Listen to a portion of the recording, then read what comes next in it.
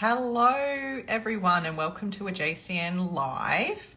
I'm being joined by Mickayla today, our wonderful naturopath, and we are talking about fatigue in relation to the gut. So, this month at JCN, we're all over fatigue. We're talking everything and anything in the fatigue realm, which is pretty big. And today, we're talking about why your gut, when it is angry and inflamed and just not treating you the way that it should, often results with you being tired. So I'm going to find Miss Mickayla and get her in with us, and we will dive in. Invite. And hopefully she did just message me and say she was eating her lunch. So hopefully she's not too far away. Okay, that's better. I always expected you to have a mouthful of food. I was very close to taking another bite before you invited me. Do you know, I also just had a panic because I've got a really bad habit. I think I might have done it to you before where I start a live at the wrong time. Like I just get the time wrong and I start half an hour early. Have I done that to you yet? You've done it on time. It's okay. I think I did it to Lani in the old days when she was with us. I was just like starting and she's like, "Oh my God, what is she doing?" You would have given me like those full-blown like body panic where everything's just like, oh my God. That's it. Yeah. Yeah, it's one of my bad habits of just getting the time wrong. I sometimes do it with consults as well. It's just ridiculous. So we are talking about the relationship with the gut and fatigue, or our topic is, why is my gut making me tired? The reason I wanted to talk about this with you today is because it's a massive area, like everything we try and dive into on lives, but it's just so common, right? Like it's just a really, really common area that we see at JCN. Mm-hmm. Definitely not even at JCN, like just the things that people Just say life. randomly. Yeah, they're like, oh, I'm so tired. I need the coffee, blah, blah, blah. I'm like, Yeah. you sure it's not the sugar crash coming in to get you? Or the Yeah. coffee crash? It's all these random things that you know, like how they live their life, but you can't comment on it because they're not a client, so you don't. It's like you dare not comment. Also, it's like opening a can of worms. You've got to be careful because if people know that you are a practitioner and you just say one little thing, it's like you've just you've thrown the fishing line out and then they'll just grab it and then come the onslaught of questions. Yes. So it's like, that those conversations when they're happening around you in social environments and you want to say something because someone's saying something that's just so ridiculous, but you just want to like put your fist in your mouth to stop yourself because as soon as you say something, it's like all of the questions. Definitely. I think like when that happens, my brain's like, is it worth the effort in squishing in this conversation or not? And usually, Hey, Shani. She's saying, yeah, mate, yes. Yep, she knows. yeah, Knows that feeling. So yeah, fatigue in the gut, like it's just first and foremost, we wanted to chat about how common it is. I would say a massive percentage of clients that come through the door that are actually wanting to work on their gut issues at the clinic, 9.5 times out of 10, there is some form of energy component bordering through to fatigue, whether they've maybe listed it down as a complaint or not. But when you're going through a good case history, it's really, really common. Would you say that you see that too? yeah, like almost everyone has a complaint about fatigue. And like the way that I do it, which is the way that we've been taught, but it's like a good measure to compare things, is I generally like summarize what they're doing, and then I ask them about like how their fatigue is out of 10 or how their energy is out of 10. And like if Mm. they say anything less than a 7, I'm like, okay, a little bit of Yeah. fatigue. Yeah. Usually it's not that bad, but most people it's getting a bit low, or they're not as energetic as they would like to be even. Hmm.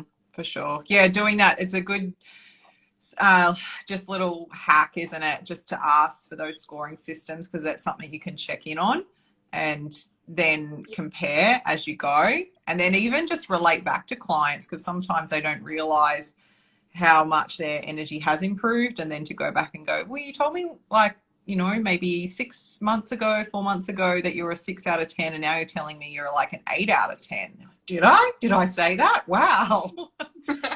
Exactly. So it's super common. We see it a lot, but what we want to discuss is what causes the fatigue, as far as the happenings within the gut. So there's of course all of the gut issues themselves. We're not going to go into that and start covering things like SIBO and dysbiosis, and there's other lives you can go back to in our feed about that. So we know something's going on. We know that there's, say, things like SIBO, etc. But what is it about the gut when it's in these like unhappy sort of aggravated places that corresponds with the causation of the fatigue? So I feel like there's a little bit of a hit list and maybe more and beyond. But do you want to start? Do you want to like pick one of the many out of like the list that I know that we put together, and talk a little bit about that, whether that be inflammation or take your pick, Mickey. I'll Or go start with rogue. You could just go rogue. it definitely will probably will go off on a tangent, but we'll start with inflammation. And like that's just a big topic in itself, because like where is that coming from? There's like 50 million different things. Oh, hard to start, but like your food intolerances and all of that jazz, but like inflammation in the gut in general, like it doesn't stay in the gut. So all of those inflammatory markers, anything that's causing that inflammation, like if it's bad bacteria overgrowth, it's creating like inflammatory products like your LPSs, doesn't just stay in the gut, it travels through the blood system and like everywhere. So it doesn't have that localized effect. It has a systemic effect. So if you've got that inflammation, it's kind of everywhere. And like inflammation in general is quite draining on the body, uses a lot of nutrient reserves, especially when the immune system has to come and like try and clean it up, or even repairing the damage that happens from inflammation too. There's just so much to that little tiny sliver of topic as well. Yeah, right. I don't really know where to go from that, because I'm like, oh, You're right though, because it's just there's so much with inflammation itself. And I love that you just said too about how taxing it is on its own, like even just nutrient depletion. And I'll often say to clients, it's like, this is so ironic saying this, because at the moment Damien's like dying in bed with no energy because he's got his first cold in 2 years. But your body's got, when your inflammation is dialed up, it's like having a cold all the time, is what I'll say to clients. Like having that, like, your immune system's so busy dealing with that inflammatory burden that it just takes more from you. Like it's like it's so concentrated here, as you were saying, on like it's increased nutrient demands. It's all of that activity going on with your immune system. It's very depleting in its own right, and often why, and it makes sense that when we are inflamed and we have a lot going on, that our body is almost forced to slow down and go into preservation mode, because it's got so much that's doing, like aka Hubbard dying in bed at the moment with the man flu. Isolating. You're so nice. Yeah, I was reading a book, and they were talking about that immune, like everything about that immune flare, I guess you would call it, like when you're sick or got something that's just wrong, and like there's that funny, I guess, genetic inclination to just go and like be alone and there rather than make everyone else sick too. So, Yeah. like, I get it. It's just not very helpful when you also need everyone to bring you the food and the nutrients you need to heal as well. So To keep you alive. I know it's like midday, and I think I took him a cup of tea about 4 hours ago with some honey in it, and that's it. I do need to still go and check. alive? I need to make sure he's still alive. He's not dying, Dorothy. Just like lying there waiting for you to bring him more water. That's it. Oh. Yeah. The other thing with inflammation that this is fresh in my mind because there's, for anyone that's new to the JCN Clinic page, we do monthly topics and we are focusing on fatigue at the moment. It is tough love, isn't it, Rissy? I was just putting together some content and I was thinking about the live we did. I think it was a live, but we're talking about, no, podcast, when we're talking about the vagus nerve and that neural highway. And when it comes to inflammation, as you said, like we've got this systemic interplay, even if it's happening in the gut. So we've got that absorption. It's so true. Just roll. Chrissy, there's no sun down here. Just roll him out into the rain. We've got that absorption through the gut and that travel, as you said, as far as like that LPS and those inflammatory compounds. But we've also got that neural feedback with the brain and inflammation traveling bidirectionally there. So, and there's a lot of, I was nerding out the other day reading how many studies, like just looking at how much has been done in regard to inflammation as a driver of fatigue, and how much it actually does come back to your favorite vagus nerve and that bidirectional flow between the gut brain, and then which we'll get into how that affects the brain and then how that affects energy too. So it's as you said, there's like all of these layers, like with inflammation that it brings to the table. It's just like, well, no wonder that people end up with like poor energy and then bordering to fatigue. Yeah, or even like confused about where to start with where the inflammation is, Yeah. and like what's wrong with them too. Like, because there's so many topics, and I feel like the internet health world at least is like so saturated with information that it's really hard to figure out what is applicable to you, which is like, that's our job. That's what we do. But it does make it quite difficult to understand when you've got like 50 million things coming in, just causing that inflammation. And that's what's giving you that fatigue too. And you might even back to inflammation. You could just feel tired and not even know that you had that gut inflammation going on.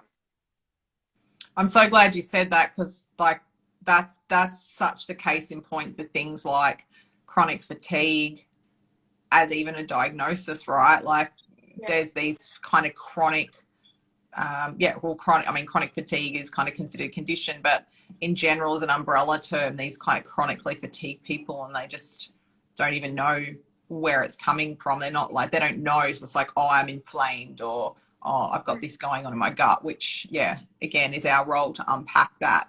It can just be such a burden to figure out what is actually driving this. Yeah, and very like mentally draining as well. Like figuring all of that out, thinking really hard about what you're doing in your daily life just adds another layer to the fatigue as well. Maybe even that burnout that you would be experiencing. Yeah, for sure. So the second thing I had on the list was about that CNS disruption. So that's that like central nervous system disruption, which really comes back again to that, really what we've already been talking about as far as like that toxin load on the body, but more about thinking about the brain too, and like how these inflammatory compounds can then disrupt brain function. And again, it's kind of present in my mind because I was reading a bit more about it in the last few days, but these inflammatory sort of storms that are kicked up through inflammation, and how we can see these compounds impact the brain through, we've got the absorption through the blood-brain barrier. And there's actually, without getting into all the sort of science of it, there's like a real, essentially like there's a disruption that happens of our neurotransmitters. And what's been shown with research more and more is some of the big players. So things like dopamine, which we've talked a lot about in the past with other podcasts and lives, as far as our like feel good hit of dopamine, but also really important for energy, our adrenaline, noradrenaline, and disruption there, and even through to things like serotonin as well. So we've got these kind of major neurotransmitters which are so important for our get up and go, our like drive, our reward systems, and feeling good throughout the day. If they're interrupted, like that's like this other layer of how people can then suffer with that poor energy, or even it kind of becomes multi-layered again, doesn't it? Because some of those are even just about mood. So if your mood is affected, that takes you to a lower level, and then you've got that kind of fatigue element on top. Like that's where it just gets super messy. And again, that's our job to kind of unpack that. But I think it's really interesting how these inflammatory compounds can actually disrupt the neurotransmitters in the brain. And like affect how they're working and everything. But then in terms of that, like you said, mood is one of the symptoms that you'd kind of be getting if there was that CNS disruption. But I guess if there's that inflammation in the brain as well affecting those neurotransmitters, is that impacting their memory, their cognitive function, like how well they can think throughout the day and like do on their job and stuff, like memory or even sleep? If you're talking about serotonin, like the I forgot the word. The conversion to melatonin and like how that's affecting their sleep. Like it can go on forever. Yeah, right. Again, and then you see, multiple factors where you get someone who's so fatigued and they've got the fatigue themselves, but they're also telling you their mood's low, they're not sleeping properly, and you're like, this is just this nasty feedback cycle. Yeah, like trying to sleep and then it's not working, so you're more fatigued, like even more fatigued than before. And you as a naturopath would probably, well, you as a nutritionist, me as a naturopath, probably trying to like optimize that sleep so that they don't feel as fatigued. But if we're not like stepping back and seeing that there's that inflammation that's causing all of these flow-on effects, we're going to be missing part of that picture too. Yeah, so important that you say that, because you could like go, I'm just going to throw some sleep support at this person, but it's not dealing with the problem, right? No, not if that's and like maybe they might slightly sleep better, but would it even work? Like, I don't know. You probably see that sometimes too, even with like your herbal potions, herbal brews. Like obviously, like if you're also, you're dealing with treating underlying causes, and then you put your herbs in there that are doing certain symptom control, like you're going to get like way better results. Yeah, if you pick the right ones and you have that nutrient support there to like back you up. But I feel like you could chuck all the herbal sedatives or whatever you want at someone if they're still like something in their brain is not working quite right. Like herbs do a good job at modulating things and supporting the kind of idea that you want, but they're not as forceful as certain other things. So without the correct pathways kind of working, if they're nudging it in the right direction at least, it's still not going to feel like the right amount of sleep or the right depth of sleep or quality or whatever. You're not going to wake rested. You're just going to feel like you went and had like a really knockout sleep, but it wasn't that restorative sleep that you actually needed. Yeah, that's so important. And then there's HPA disruption. So what do we mean by that? That's your hypothalamus, pituitary, adrenal axis. So it's basically the communication between your brain and your adrenals, and that bidirectional, again, flow that happens there. Probably throw the thyroid in there too. Similar, in how this is just, I guess why we pick it apart as something different is like when we talk about the central nervous system, we're talking about those neurotransmitters and their involvement with energy. But when we look at that HPA, we're thinking more about like adrenaline, noradrenaline, cortisol, and how these impact our energy through the day. And then obviously disruption of that is another layer. because you've got your inflammation, which just messes up everything really, but your CNS is more of that nervous connection, whereas the HPA is more of the organs specifically that produce all of those things. So it's two separate steps working together. However that works, complicated to explain in like 5 seconds, but those organs all work together to help regulate like your energy, your mood, your thyroid function, obviously with that adrenal function too, because they both work very closely together. And then that all impacts like how motivated you are, whether you've got enough adrenaline to like get up and go, as well as your cortisol too. Both of those work together. There's just a lot of components to it, and like it might just be that your HPA axis has had a little bit too much pressure on it for the past like couple of months or whatever, because you've had more stress at work, and that might have been enough to interrupt that feedback loop between those organs, so you're not producing as much cortisol as normal, so you're not waking feeling energetic at all. Something simple like that, but like stress. Yeah, right. Yeah. Yeah, like it can be on its own, but then as you said too, like there's that relationship that you'll often see, particularly when you've got this inflammatory driver, which we're kind of talking more about from the gut here, as far as how it's like another aspect that comes in and disrupts that function, particularly with cortisol, which you'll often see disrupted or responsive to inflammation. So again, that relationship there with inflammation affecting cortisol, and then like how that biofeedback happens with that sort of brain adrenal axis, and then the CNS trying to cope as well, like, and everything's talking to each other, but it's all dysfunctional. So it's so common with this sort of deeper level of fatigue to have all of these areas affected, and again, without that right support of someone coming in and understanding all of this, it can get really messy, because it's like, well, where do you start? Like, what am I doing here?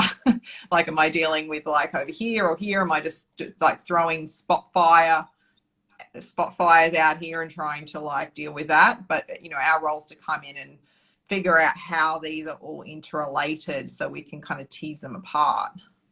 Yeah, I was kind of picturing like a spider's web just then, and thinking like all of these connect. You just pull like one little thread and it makes everything move. But I don't know if that's the best visual for that. It's close as I can think of.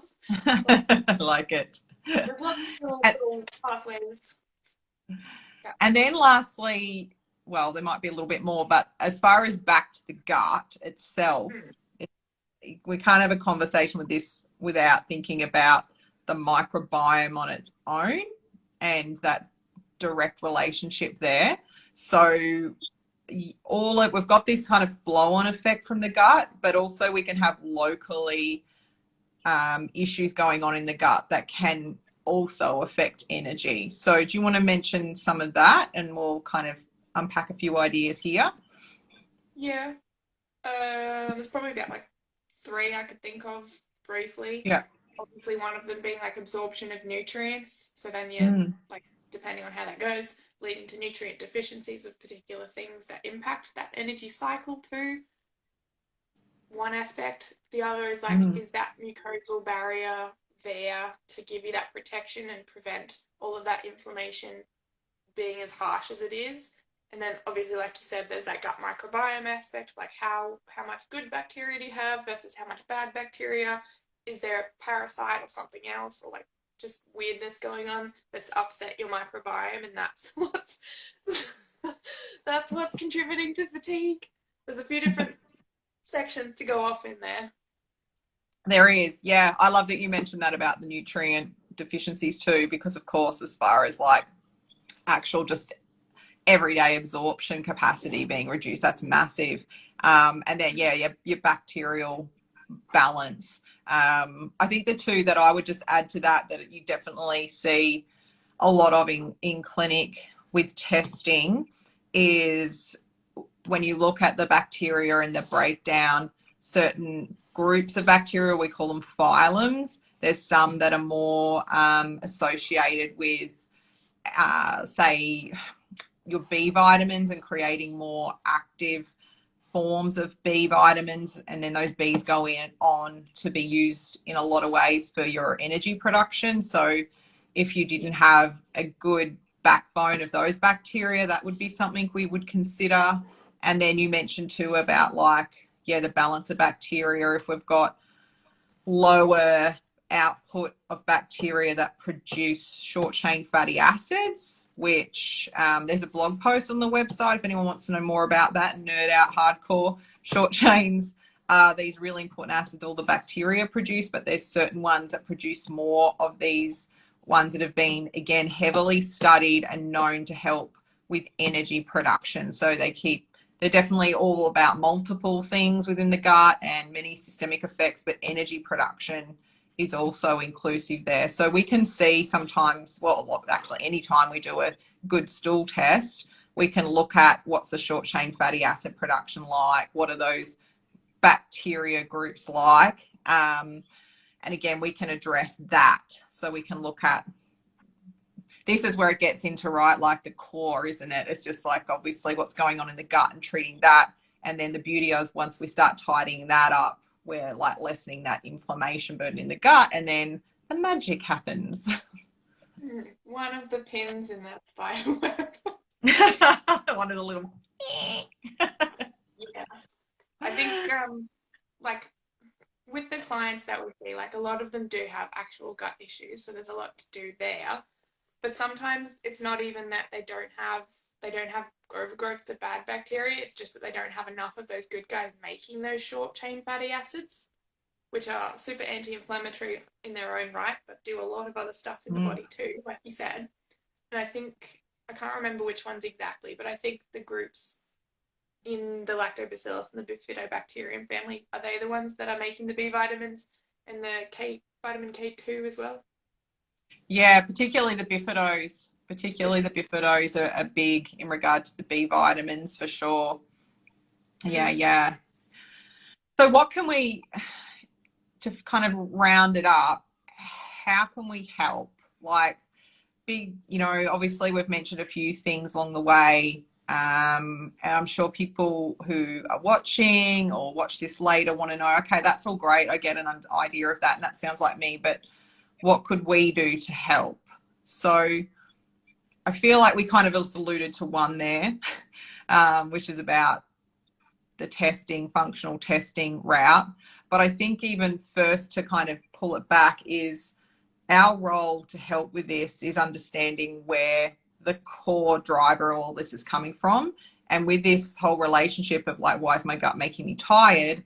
We need to know what is going on in your gut to then help reduce that inflammatory burden, because like all of the things we talked about, it really come back to inflammation. So how do we drive the inflammation down? We need to understand what's going on in your gut. And if we can get in and then treat your gut, that is usually the core factor. However, from there, this is where there's the importance of a case-by-case person is like, say at the center of the spider web, as Mickey said, is the gut. In this scenario, what else is being affected? So if we're dealing with that, how do we also go, well, we've got massive CNS disruption here, or we've got like a lot of HPA, like that sort of adrenal axis is thrown out. So what other things can we do to support that? So I feel like our big role is obviously about understanding the relationship, and then how we help is like fundamentally then working with unpacking that relationship and treating the core, right? Like we can do symptomatic stuff too, but that's not actually going to fix the problem. Like we could give you, I don't know, something to provide you with more energy, but that doesn't necessarily fix it if you've got those nutrient deficiencies, or if there's that gut interplay creating a lot more inflammation. So you've got to take in all of the aspects of what's going on in the body, which is what that testing is so helpful for. It kind of helps narrow down the target areas that we need to address. And then we can make a solid plan that's actually going to be super effective from there. Yeah, for sure.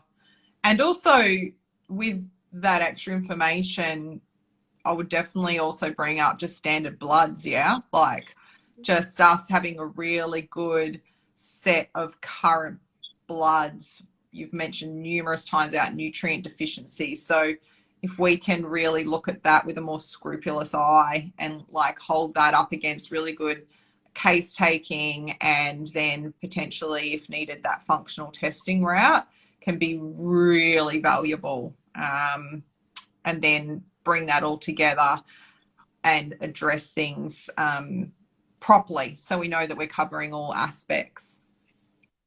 So there's heaps we can do, heaps and heaps. But I love that you, as usual, just sort of saying about like, we can definitely use things from a symptom support, and sometimes that's beautiful. Like even just to begin, like just to give someone that little bit of relief is great.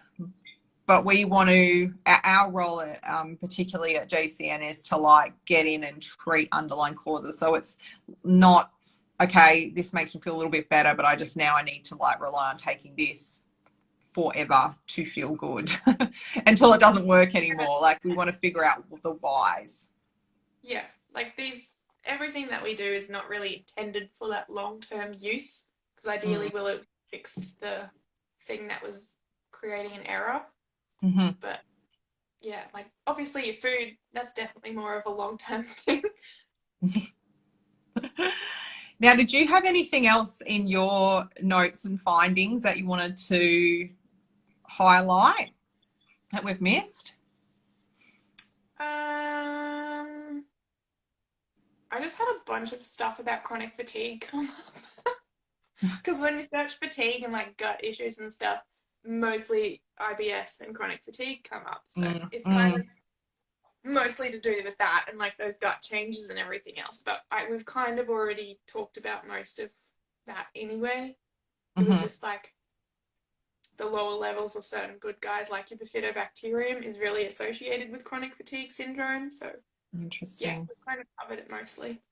Yeah, that's fascinating, isn't it? With what we're saying about those like activation of B vitamins and the like short chain fatty acids, and it's not what we're saying. What we're talking about. It's like there's so much out there in the study realm and really good peer reviewed articles. Like it's great that it's had so much research, and I'd like just hope that it continues to go that way as far as understanding it further, particularly the kind of more complexities of the microbiome. But it's certainly, you're not going out on a limb, I think, to be saying inflammation results off in fatigue or causes fatigue, and more understanding now about the gut's involvement in that.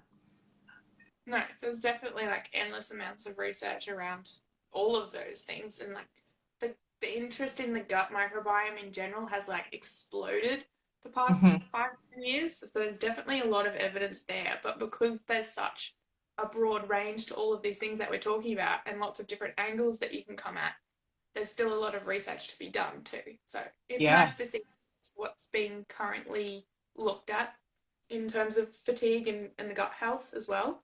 But lots of different angles to it. Definitely something to explore if you're suffering with fatigue or gut issues. Yeah, absolutely. And I think just to end, we definitely should mention, if people, if this has really resonated, what we do have, like we definitely have our just day-to-day individual appointments at the clinic, but we also have our ultimate gut testing package, which, because of the fatigue month, we're running a 20% off special on, which is pretty cool. So that involves the consultation package, and then we've got additional testing costs depending on which way your practitioner thinks that you should go. But the 20% off is really big, as far as like it's already a discount with that package, and we've discounted it again because we wanted to like put something special out there for fatigue month. And then our other one that relates to this would be the mood package. Did you want to just say a little bit about that one, just for people who might like, ooh, that sounds more like me? It's a similar kind of deal in that you get the consult package and that sort of thing. There is the option of adding on testing depending on like what's going on with you, but because it's so varied, we can't really like say, oh, you get the option of this one specific test because that might not be applicable to you. And then I've also designed a tea that goes along with that as well, specific to like mood and anxiety, I guess, more of that uplifting kind of energy. But yeah, depending on where you go, like we might go in a different direction. Depends what comes up in the case study because everyone's individual. Exactly. Yeah. So both of those are 20% off, but only for August. And if you're confused about which one suits you, obviously you can just slide into the DMs or hit up reception. We're always here to answer those questions. But otherwise, thanks everyone for listening. We'll have more coming for Fatigue Month as far as lives. You'll have Carissa and Mel bringing you alive, and then maybe Carissa and I together if we get our act together. We'll do one as well. You're running out of August. That's it. Thanks heaps, Mickey. And yeah, thanks everyone for joining. Bye. Bye. Bye.